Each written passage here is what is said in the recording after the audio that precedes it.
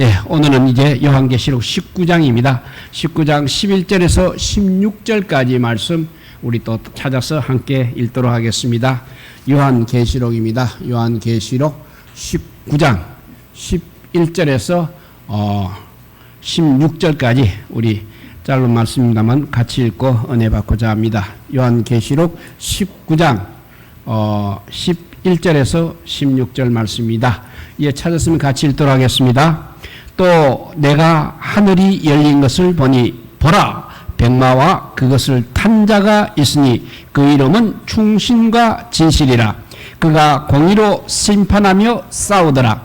그 눈은 불꽃 같고 그 머리에는 많은 관들이 있고 또 이름 쓴 것 하나가 있으니 자기밖에 아는 자가 없고 또 그가 피 뿌린 옷을 입었는데 그 이름은 하나님의 말씀이라 칭하더라. 하늘에 있는 군대들이 희고 깨끗한 세마포 옷을 입고 백마를 타고 그를 따르더라. 그의 입에서 예리한 금이 나오니 그것으로 만국을 치겠고 친히 그들을 철장으로 다스리며 또 친히 하나님 곧 전능하신 이의 맹렬한 진노의 포도주 터를 밟겠고 그 옷과 그 다리에 이름을 쓴 것이 있으니 만왕의 왕이요 만주의 주라 하였더라. 아멘.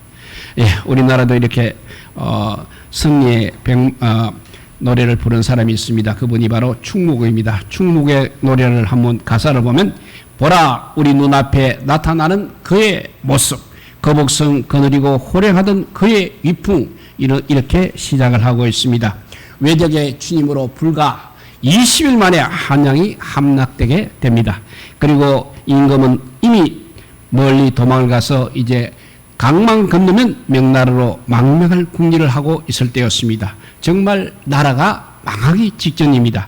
그럴 즈음에 이순신 장군이 외적을 무찔렀다는 이야기가 되겠습니다.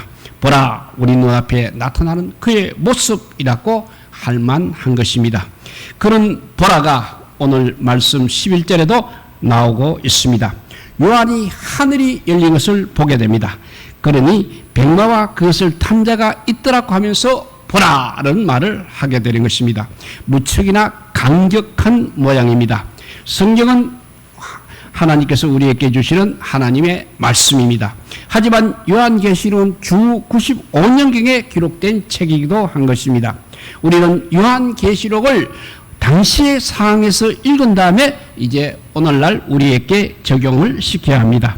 지금 그 당시 요한은 밤모습의 유배 중이었습니다. 소아시아 7교회는 그야말로 박해 상황에서 신앙을 지켜나가고 있었습니다. 오늘은 그래도 모여서 예배를 드리고 있지만 다음에는 어떻게 될지 모르는 상황이었습니다. 그런 상황에서 요한이 이제 하늘이 열린 것을 보게 되었습니다. 그런데 거기서 보니까 백마를 탄 자가 보인다는 것입니다. 그리고 그 모습이 눈이 불꽃 같습니다. 입에서 예리한 금이 나옵니다. 또 철장으로 만국을 다스린다는 설명이 있습니다. 이것을 보면 예수 그리스도가 분명한 것입니다. 그래서 보라라는 감탄사를 마음껏 말할 수 있는 것입니다. 그렇다고 해서 예수님께서 당장 지금 재림하는 것은 아닙니다. 예수님께서 재림하실 때는 분명히 구름을 타고 오신다고 하셨습니다. 성경에서 말하는 구름은 대부분 하나님의 영광을 뜻하는 것입니다.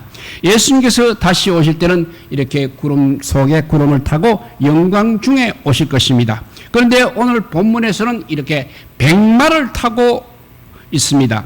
예수님에 대한 설명이 또 그 뒤에 특이합니다. 또 내가 하늘이 열린 것을 보니 보라, 백마와 그것을 탄 자가 있으니 그는 예수 그리스도라 이렇게 되어 있지를 않습니다. 또 다시 본문을 보면 또 내가 하늘이 열린 것을 보니 보라, 백마와 그 탄 자가 있으니 그 이름은 예수 그리스도라 하고 충신과 진실이라고 되어 있습니다. 이름은 곧 그 사람 자신을 나타내는 것입니다. 예수님의 속성이 바로 충신과 진실이라는 이야기가 되겠습니다. 여기서 충신은 충성스러운 신하라는 말이 아니고 충신, 믿을 신자입니다. 충성스러운 믿음이라는 것입니다. 충직이라고 했으면 아마 오해의 소지가 없었을지도 모르겠습니다.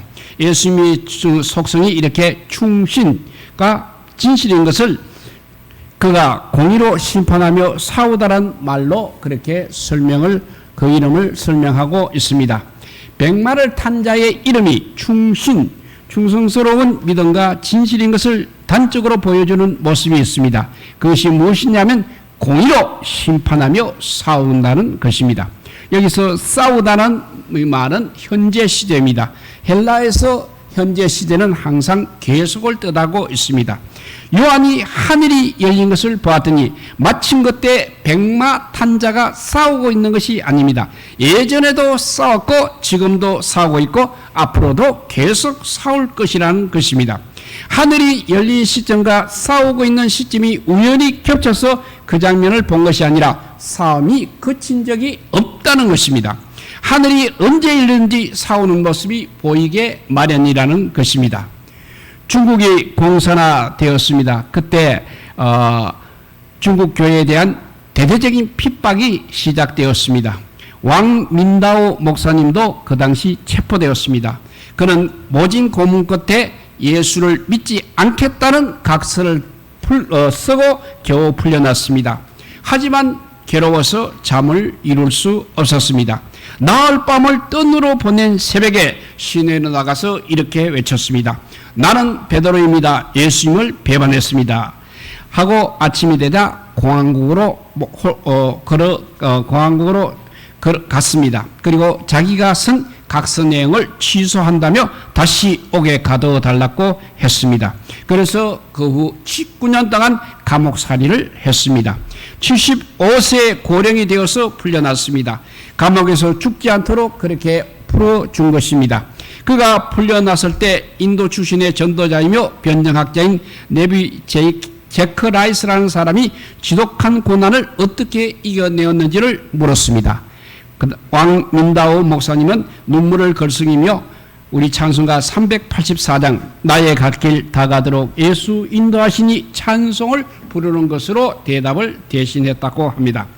감옥에 있는 것이 어떻게 예수님이 인도하신 것입니까? 감옥에 있는 사람에게 무슨 만사 형통이 있겠습니까? 그래도 왕 민다오 목사님은 그렇게 고백을 했던 것입니다. 그분은 평생 주님을 위해 헌신한 사람이었습니다. 모진 고문 끝에 잠깐 주님을 부인한다고 말한 적은 있었습니다만 곧 돌이켰던 것입니다. 왕민다오 목사님은 18세에 회심해서 그렇게 91세에 소천을 하셨습니다. 누군가 왕민다오 목사의 신앙 여정 중에 하루를 관찰한다고 합시다. 하필 왕민다오 목사님이 주님을 부인하고 풀려난 날 중에 하루를 관찰했으면 어떻게 하는 것입니까? 물론 하나님께서는 그것을 기억하시지 않으시겠지만 어쨌든 헌신이 중단된 기간이 있는 것은 사실인 것입니다. 그런데 공의로 심판하며 싸우시는 우리 예수님께는 단 한순간도 그런 기간이 없다는 사실입니다. 늘 똑같은 모습인 것입니다. 공의로 심판하며 싸우기를 잠시도 쉬지 않으십니다. 그래서 그 이름이 충신과 진실이라는 것입니다. 1989년에 프랑스에 혁명이 일어났습니다. 상공업 시민을 대표하는 지롱도 당은 온건파였습니다. 그리고 농민과 노동자를 대표한 자코뱅 당은 급진파였습니다. 처음에는 지롱도 당 온건파가 우세했습니다. 그런데 시간이 갈수록 혁명이 과격해지기 시작했습니다. 결국 이제 자코뱅 당, 그러니까 급진파 당이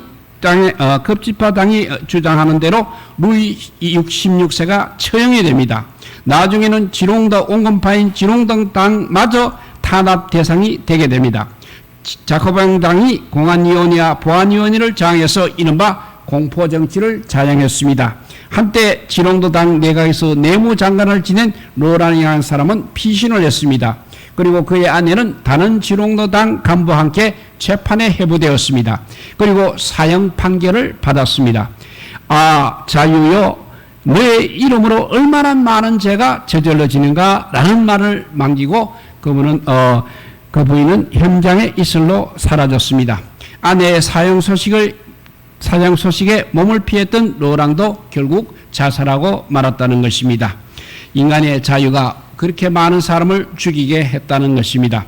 자유는 정말 상당히 소중한 가치가 있습니다. 하지만 자유를 그렇게 내세운다고 해서 모두 옳은 일이 되는 것이 아니라는 것을 보여주는 것입니다. 그 자유가 보편 타당한 가치를 가지려면 모두에게 설득력이 있어야 하는 것입니다. 공의도 마찬가지입니다. 누가 무슨 자격으로 말할 수 있는 것입니까? 예수님께서 공의로 세상을 심판하려면 조건이 있습니다. 예수님께 모두가 납득할 만한 자격이 있어야 하는 것입니다. 예수님의 공의가 왜곡된 공의라면 공의를 내세우는 것이 오히려 공회가 되는 것입니다. 그래서 12절과 13절에 보면 이렇게 기록되어 있습니다. 그 눈은 불꽃 같고 그 머리에는 많은 관들이 있고 또 이름 쓴 것 하나가 있으니 자기밖에 아는 자가 없고 또 그가 피 뿌린 옷을 입었는데 그 이름은 하나님의 말씀이라 칭하더라는 말이 이어지고 있습니다. 어떤 목사님이 쓴 엄마가 희망입니다라는 그 글에 보면 어떤 분이 자신의 어머니에 대해서 말한 내용이 있습니다. 그분이 4살 되던 해 아버지가 일본에 저항했다는 이유로 일본 경찰에 잡혀가서 죽임을 당하게 됩니다. 그런 일이 있고 얼마 지 않아 그분의 어머니는 20살도 더 많은 남자에게 시집을 갔습니다. 그래서 그분은 자기 어머니가 매우 미웠다고 합니다. 새 아버지에게 아버지라고 부르지도 않았습니다. 어머니 속을 또 무척 썩였습니다. 나중에야 그 이유를 알게 되었습니다. 죽은 아버지 때문에 감시와 박해가 이어지자 그분의 어머니는 남은 아들이 걱정되었던 것입니다. 반역자의 아들로 이 땅에 살기는 어렵겠다는 생각에 일본에 있는 외삼촌에게 보내고 싶었지만 여비를 마련할 재간이 없었습니다. 그때 마침 혼처가 나타났습니다. 어머니는 아들을 일본 밀양선에 태워주는 조건으로 할아버지 같은 사람에게 시집을 갔던 것입니다. 그분은 어린 나이에 이런 사정을 알 길이 없었습니다. 그래서 그의 어머니를 원망하고 미워했다는 것입니다. 사람은 이렇게 별 수 없습니다. 자기가 아는 테두리 안에서 판단을 내리고 있는 것입니다. 그런 사람이 공의를 말한 듯 자기를 기준으로 한 공의일 뿐인 것입니다. 하지만 우리 예수님의 눈은 불꽃 같다고 했습니다. 어둠 속에서는 보이지 않는 것도 밝은 곳에는 보이는 것처럼 예수님의 눈 앞에는 숨길 수 있는 것이 아무것도 없다는 것입니다. 예수님은 또 이 세상 모든 것을 다 알고 계십니다. 그래서 공의로 심판하시는 것입니다. 또 예수님 머리에는 많은 관이 있다고 했습니다. 관을 뜻하는 헬라어는 2가지입니다. 스테파노스와 디아데마입니다. 스테파노스는 경기에서 이긴 사람이 쓰는 면류관입니다. 그리고 디아데마는 왕이 쓰는 왕관입니다. 예수님이 쓴 관은 바로 디아데마인 것입니다. 그렇다고 해서 정말로 예수님께서 여러 개의 왕관을 겹쳐서 서신 것은 아닙니다. 이 세상의 모든 왕권이 우리 예수님께 있다는 상징인 것입니다. 앞에서 용도 7왕관을 썼고 바다에서 나온 짐승도 10왕관을 썼다는 그런 기록이 있습니다. 예수님의 왕관을 이렇게 흉내낸 것입니다.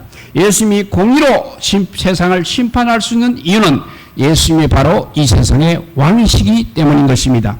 이 세상 자체가 모두 예수님께 속해 있는 것입니다. 또 이름 쓴 것 하나가 있습니다. 그런데 자기밖에 아는 자가 없다고 했습니다. 구약에 보면 삼손 이야기입니다. 여호와의 사자가 삼손 어머니에게 나타나서 아들을 낳을 것이라는 이야기를 한 적이 있었습니다. 삼손의 어머니가 그 이야기를 남편 마노아에게 했습니다. 여호와의 사자가 다시 나타났을 때 마노아가 이제 이름을 물어봅니다. 그때 여호와의 사자는 이렇게 말합니다. 어찌하여 내 이름을 묻느냐? 내 이름은 기묘자니라고 그렇게 대답을 합니다. 구약 성경에서 말하는 여호와의 사자는 성육신 이전에 나타난 그리스도인 경우가 많습니다. 물론 천사일 수도 있는 것입니다. 그래서 사사기 9장 6절에 보면 이는 한 아기가 우리에게 낳고 한 아들을 우리에게 주신 바 되었는데 그의 어깨에는 이사야서 9장 6절입니다. 이는 한 아기가 우리에게 낳고 한 아들을 우리에게 주신 바 되었는데 그의 어깨에는 정사를 메었고 그의 이름은 기묘자라 모사라 전능하신 하나님이라 영존하신 아버지라 평강의 왕이라 할 것임이라 했습니다. 이렇게 예수님의 이름은 기묘자입니다. 예수님을 알 수 있는 사람은 아무도 없는 것입니다. 예수님은 사람들이 모여서 머리를 사매고 깊이 연구해야 겨우 알 수 있는 그런 분이 아닙니다. 사람들 제주로는 도저히 알 수 없는 분입니다. 예수님께는 어느 누구도 모방하거나 흉내낼 수 있는 능력과 경륜을 가지고 계십니다. 그러니 공의로 심판하시는 것은 가능한 것입니다. 또 그가 피 뿌린 옷을 입었다고 했습니다. 그런데 그 이름이 바로 또 하나님의 말씀이라고 했습니다. 성경을 읽다가 피 이야기가 나오면 우리는 어뢰 예수님의 주님의 보혈을 연상할 수 있습니다. 그렇지만 그렇지 않습니다. 우리가 입는 옷이라면 예수님의 피를 뿌리는 것이 마땅합니다. 그러나 세마포가 희고 깨끗한 이유는 예수님의 피로 씻었기 때문에 그런 것입니다. 하지만 예수님이 자기 옷에 자기 피를 흘려서 입는다는 것은 말이 안 되는 것입니다. 말을 타고 전쟁터를 누비는 장수의 옷에는 피가 항상 묻어있게 마련입니다. 왜냐하면 자기가 흘린 피일 수도 있지만 주로 적군이 흘린 피가 있기 때문입니다. 예수님도 바로 그런 식입니다. 예수님의 보혈이 아니라 공의로 심판받는 대상들의 피인 것입니다. 그런데 차이가 있습니다. 전쟁터를 누비는 장수는 전투를 수행하는 중에 옷에 피가 묻게 되는 것입니다. 처음부터 피 묻은 옷을 입고 전쟁터에 나가지는 않습니다. 그런데 우리 예수님은 다르다는 것입니다. 공의로 세상을 심판하는 과정에서 피가 묻은 것이 아니라 피 뿌린 옷을 입으셨습니다. 그러니까 옷에 이미 피가 묻어 있다는 것입니다. 그래서 그 옷 이름을 하나님의 말씀이라고 합니다. 이 세상은 하나님의 말씀으로 지어졌다고 했습니다. 하나님의 말씀에 위배되면 바로 그 사실 하나만으로 하나님 말씀에 위배되었다는 그 사실 하나만으로도 심판 대상이 되는 것입니다. 굳이 하나님께서 심판하신 것도 없습니다. 존재 자체에 이미 심판이 포함되어 있는 것입니다. 예수님이 입은 피 뿌린 옷도 바로 그런 격인 것입니다.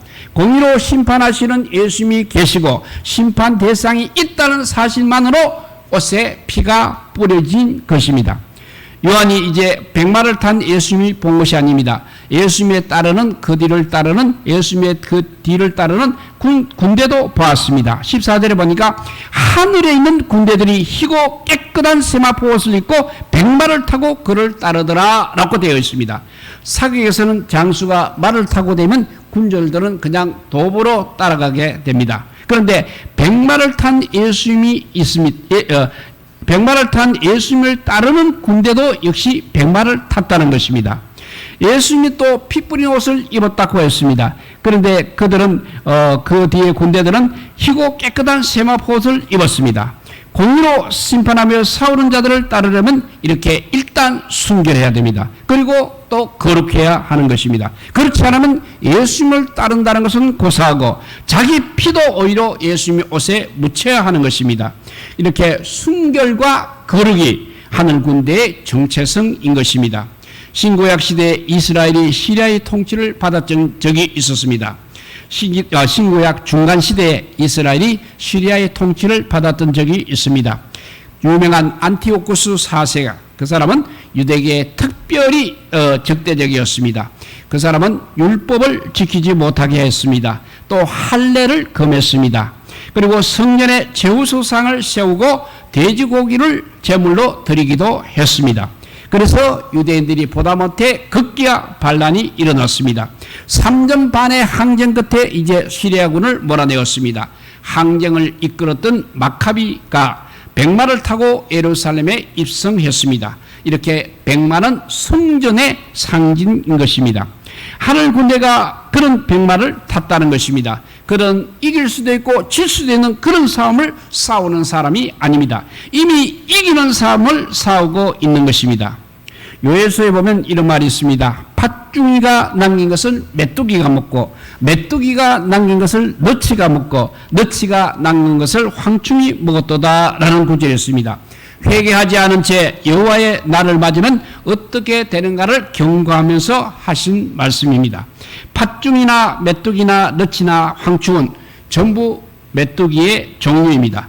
이들 중에 하나만 닥쳐도 재앙입니다. 그런데 하나씩 교대로 닥치게 되면 그것을 무슨 수로 감당할 수 있겠습니까?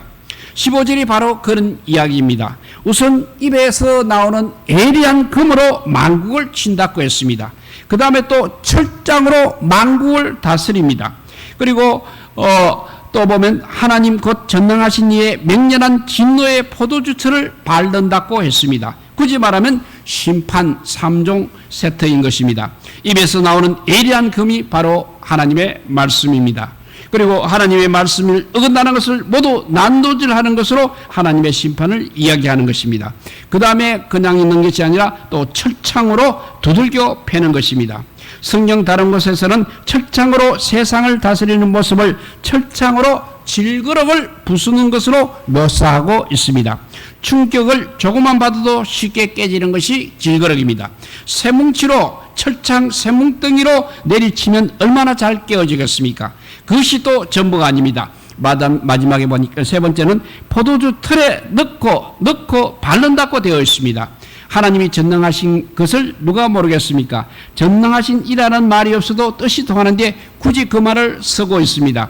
누가 진노하는지에 따라서 진노의 무게가 이렇게 달라지는 것입니다. 우리 한 세대 전에는 어머니가 화를 내는지 아버지가 화를 내는지에 따라서 아이들의 긴장감은 달랐다고 합니다. 그런데 이렇게 전능하신 이가 진노하신다고 했습니다. 그러니까 그 진노를 벗어날 수 있는 방로는 도무지 없는 것입니다. 이런 심판을 행하는 이의 옷과 다리에 또 이름 쓴 것이 있다고 했습니다. 그 이름이 바로 만왕의 왕이고 만주의 주라고 했습니다. 앞에서 음녀를 설명할 적에도 음녀가 탄 붉은 빛 짐승의 몸에 하나님을 모독하는 이름들이 가득하다고 했습니다. 거기에 대조되는 내용이 되겠습니다. 그런데 왜 하필이면 옷과 다리의 이름을 쓰고 있습니까? 옷과 다리에는 공통점이 있습니다. 옷에는 피가 뿌려져 있습니다. 또 진노의 포도주를 밟았으니 다리에도 피가 많이 튀었을 것입니다. 그런 곳에 이름을 썼다는 것입니다. 그 이름이 바로 만왕의 왕이요 만주의 주라고 했습니다. 만왕의 왕이고 만주의 주가 행한 심판에 감히 또 누가 토를 달 수 있겠습니까? 왜냐하면 그 심판은 어려울 수밖에 없기 때문입니다. 그 만왕의 왕이고 만주의 주를 따르는 것이 바로 하늘 군대인 것입니다. 그들은 희고 깨끗한 세마포 옷을 입고 백마를 탔습니다. 마치 개선 행진을 하는 것 같습니다. 그들이 할 일이라고는 세마포를 더럽히지 않는 일뿐입니다. 예수님이 이미 승리를 하셨습니다. 우리는 예수님의 승리에 초대된 승리한 싸움에 초대된 사람들입니다. 라는 이야기는 다분히 오해의 소지가 있겠습니다. 예수님의 은혜로 세상에서 자기 뜻이 이루어지는 것을 연상할 수 있기 때문입니다. 예수님의 승리가 세속적인 영광으로 나타나지 않고 십자가에서 죽는 것으로 나타난 것을 깜빡하면 그런 것입니다. 예수님은 로마 제국을 절대 정복시키지 않고 묵묵히 그 고난을 받으셨습니다. 우리는 그런 예수님을 믿는 사람들입니다. 요한계시록이 기록될 당시는 정말 무척이나 암울한 상황이었습니다. 신앙을 지키는 것이 무슨 의미가 있는지 하루에도 몇 번씩 고민해야 합니다. 그런 상황에서 요한에게 이런 환상을 보여주셨습니다. 너희가 세상에 압제에 신음하고 있다고 생각하느냐? 그렇지 않다. 너희는 지금 승리하고 있는 중이다. 너희가 가는 길이 바로 승리의 길이다 라는 뜻입니다. 세상 사는 것이 왜 힘드냐고 부르짖는 사람에게 무슨 문제가 있느냐 말만 해라 내가 다 해결해 주마 라고 하셨습니다. 복음서에서 예수님이 그래서 누구든지 나를 따라오려거든 자기를 부인하고 자기 십자가를 지고 나를 따를 것이니라고 하셨습니다. 그 말씀에 아멘 한 사람이 바로 희고 깨끗한 세마포 옷을 입고 백마를 타고 예수님을 따르는 하늘 군대인 것입니다. 우리는 지금 우리가 사는 세상이 심판 중에 있다는 사실을 늘 기억해야 합니다. 주님은 지금도 세상을 심판하고 있는 중이십니다. 그래서 세 가지죠. 입에서 나오는 애량금으로 심판을 합니다. 또 쇠뭉둥이 철장으로 심판을 합니다. 그리고 진노의 포도주철을 밟으시면서 심판을 하고 계십니다. 그리고 우리에게 거기에 동참하라고 부르시고 있는 것입니다. 주님의 승리가 우리에게 어떻게 나타나는가 하면 세상 풍조에 굴복하지 않는 것으로 나타나는 것입니다. 세상과 타협하지 않는 것으로 나타나는 것입니다. 우리는 희고 깨끗한 세마포 옷을 입고 주님을 따르는 사람들입니다. 그것을 정결하게 간직하는 것이 바로 우리의 책임인 것입니다. 우리가 바로 주님의 그 하늘 군대에 하나님 예수님이 승리한 싸움에 초대된 사람이요 하늘 군대의 군인들이라는 것을 늘 생각하면서 희고 깨끗한 세마포 옷을 입고 살아가시기를 우리 주님의 이름으로 축복드립니다. 예, 기도하겠습니다. 사랑의 하나님 감사합니다. 정말 지금 우리가 이렇게 아버지 어려운 시대에 곤란한 모습들을 하고 살아가고는 있지만 이미 우리는 주님께서 승리한 그 싸움에 초대된 자들이라고 했습니다. 그리고 희고 깨끗한 세마포옷을 입고 백마를 타고 주님의 뒤를 따라가는 하늘나라 군대들입니다. 이 아버지여 기쁨을 갖고 아버지여 세상을 자신있게 살아가는 우리 모두가 되게 하여 주시옵소서. 그냥 세상에 휩쓸려서 아버지여 믿음인지 믿음이 아닌지 구별이 안 되는 그런 삶이 아니라 하나님만 바라보고 주님만 바라보고 살아가는 우리 모두가 되게 하여 주시고 이미 이긴 싸움에 우리가 초대되었으므로 우리는 항상 기쁨으로 주님을 찬양하며 또 하늘나라 아버지여 가기까지 그 어려운 고통들을 아버지여 정말 이겨내는 믿음의 용사들이 다 되게 하여 주시기를 간절히 빌고 어려울 때 우리 구주 예수 그리스도 이름으로 기도드리옵나이다. 아멘.